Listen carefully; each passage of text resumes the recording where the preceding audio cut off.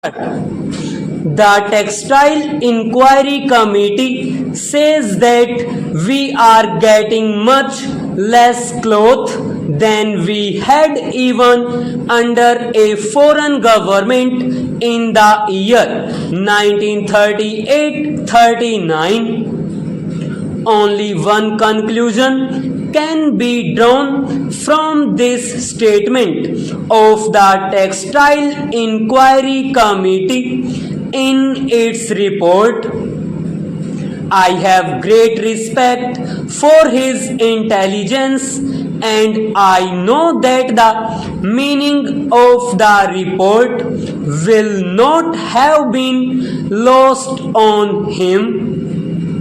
What I was saying was that Indo-Pakistan trade is very important in the entire scheme of our import-export trade that does not feature much. The market that we lose there is being taken by the foreigners, especially the USA and UK, and the market Pakistan loses in our country is being taken up to a great extent by these two countries. And if you see the line of trade, the fall in the Indo-Pakistan trade has given rise to our trade with one or another of the foreign countries with regard to certain commodities. Our import and export policy does not take initiative to see as to how the trade could be developed with Pakistan. I am aware of the political difficulties that are in the way of the ministry. At the same time, it is the duty of the ministry to take initiative and bring home the fact that unless and until we put our trade between these two countries where normal and natural economic ties have been disrupted on a proper footing, there will always be disadvantages on our side, and certain other interlopers will come in and take advantage of that situation in order to ruin our economy, and that precisely is what is happening today. If you carefully look into the developments in that connection, there is yet another problem of our relations with UK that calls for a separate treatment. In the old days, the honorable ministers and their leaders and their camp followers were all complaining against the preferential treatment that was then called imperial preference, the various agreements that were arrived at unilaterally for fleecing India's economy. Times have changed, and no longer are we supposed to be in the British Empire. We are a Commonwealth country and a republic. But what about those preferences? Have they all been abolished? who are deriving all the benefits out of them. That is a point which needs clarification. Whenever we raise that point, we are told that we are deriving more benefits because of these preferences than the United Kingdom. But whenever we read their papers, their London Times, economic section, and all other papers emanating from the city of London, we find that they tell their own people that they are happy, that they are having this kind of relationship with us, and they are gaining by such preferences.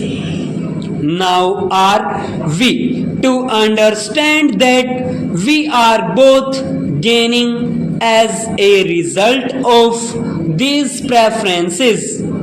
I do not think so. The position is not at all so. On the contrary, as a result of these preferences, India stands to lose. That position, I think, has not been altered to the satisfaction of our country, and the Honorable Minister will perhaps clarify that position when he speaks. If these preferences work to the detriment of our economy, the time has come when we must give them up. We need not go in for such preferences, and I am sure that the policy which is required has got to be adopted in the interests of our entire economy, not merely in the interests of our foreign sector, and not merely in the interests of any particular sector. Reference has been made to sterling balances. I do not know how much of the sterling balances is left at the moment. It would not exceed 740 crores. It may be much less.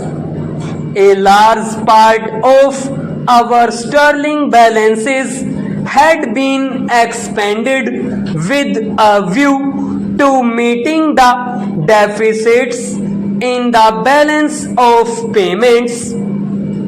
It was thought at the end of the war that these balances which had accumulated there would be utilized for financing certain developments in our country, for developing the economy in our country, in particular for importing machinery that we direly required.